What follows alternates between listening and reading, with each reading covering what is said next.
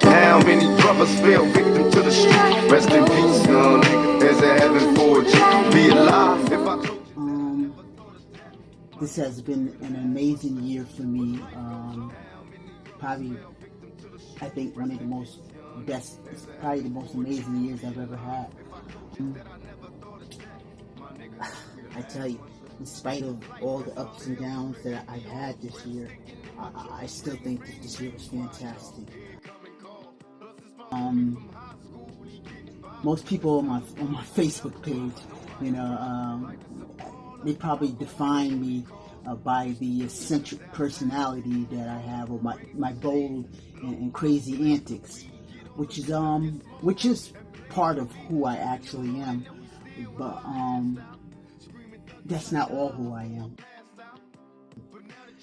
Facebook only provides me with a format in which for me to basically stick my middle finger up at conformity.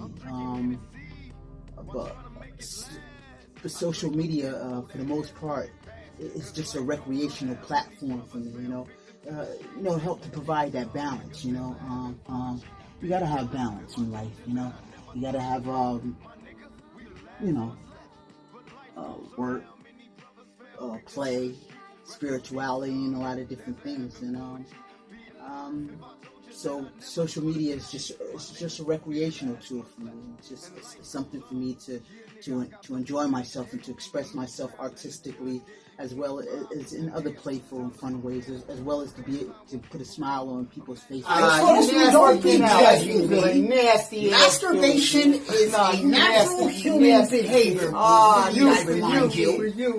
You do it too. But Majestic, he's just a alter ego that I created specifically for social media. But Majestic has grown into a brand for the most part, and I just continue to market him in a way where maybe you never know that recreation has the potential to grow and develop into something more if I choose to cultivate that. But for now, I just enjoy it for recreational purposes. But again, this has been an amazing year for me. And listen, I've been through my ups and downs. But you know what? My worst day out here is better than my best day incarcerated. In spite of the adversities that I went through. And not to get me wrong, my incarceration has provided me with some experiences that have been useful.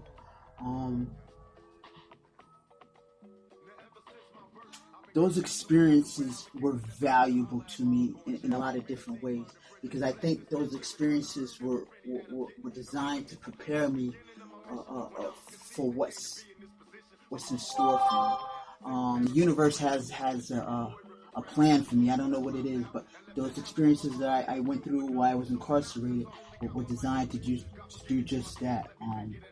And I've seen a lot of things when I was incarcerated, as well as I experienced those things myself. But again, they were designed to prepare me. Murphy's Law. Murphy's Law says that anything that can happen most likely will happen. And that's Murphy's Law. And this is true.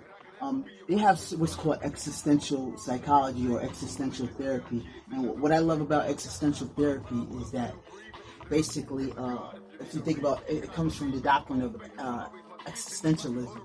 And existentialism basically is a doctrine that says that it's the inevitable struggles of the human existence. Shit is gonna happen, whether we want it to or not. And it's for us to be able, because we have free will, to be able to make the necessary choices in an irrational world. To make something rational out of something that is totally irrational. But to go back to existential psychology or existential therapy, what it does is that it helps people to be able to cope or with adversity. It helps you to be able to deal and cope with situations and circumstances in a healthy way, because shit is going to happen whether we want it to or not.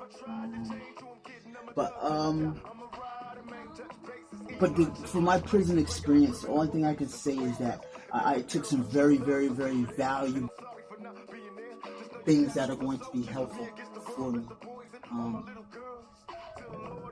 But what I think that prison did most effectively is that it taught me to become more keenly aware of the minds of people, and allowed me to be able to see into the hearts of men a little bit more clearly. The Bible says that, I send you out as sheep in the midst of wolves. But though God also continues to advise you to keep your heart pure and innocent like a dove, but also to stay wise like a serpent, because He knew. Don't hate the player, man. Hate the game all day long. And this is one of the things that I learned, or one of the harsh realities of life, man. No one could do to you what you don't allow them to do. My boy, Ricky Morgan, when he was incarcerated, when I was younger, he used to always say to me, "You know what, kid? You know what I pray for before I go to sleep at night?" And I used to be like, "What, riches and fame, fortune?" He said, "No. What I pray for at night is to have awareness in all situations at all times, and to be able to recognize all game when being played." That's powerful, right? That's powerful. So again, these are some of the harsh lessons and realities that and experiences that I went through that were valuable to me. But now I just have to try to make sure that I unlearn some things that I acquired that are counterproductive to me while I'm out here. Meaning that there are some things that I became conditioned to that kind of impair my ability to form and to maintain healthy relationships sometimes. And I'm working on them. I'm a work in progress. But life has taught me to respect the process, man. And that's really it. But where I'm at in my life now, academically excelling, educationally. I have 4 more weeks, and I'll be finished with my KSAC certification in Orange County College, as well as I'm finishing up my last semester in SUNY Sullivan in Human Services. So academically, I'm excelling. I'm not exactly where I feel like I want to be at in life right now, but I think I'm where I'm supposed to be for someone who's trying to do things legitimately and try to do things in the right way. So I just got to respect the process. I'm in my little rundown apartment. But you know what? I appreciate this little rundown apartment because it's keeping me humble, and it's also keeping me hungry at the same time. Keeping me thirsty to want more, out of life. So respect the process, man. They say that Screwface in the movie Marked for Death with Steven Seagal says that every man want heaven, but no man want dead. Everybody wants all the riches, but nobody wants to work for it. Man. So today I respect that process. It's about today. Life is not about the destination; it's about the journey. It's about the process. Don't get me wrong; the rewards of the goal are beautiful, but the true substance or sustenance lies in the process itself, man. The process is where you continue to grow and develop.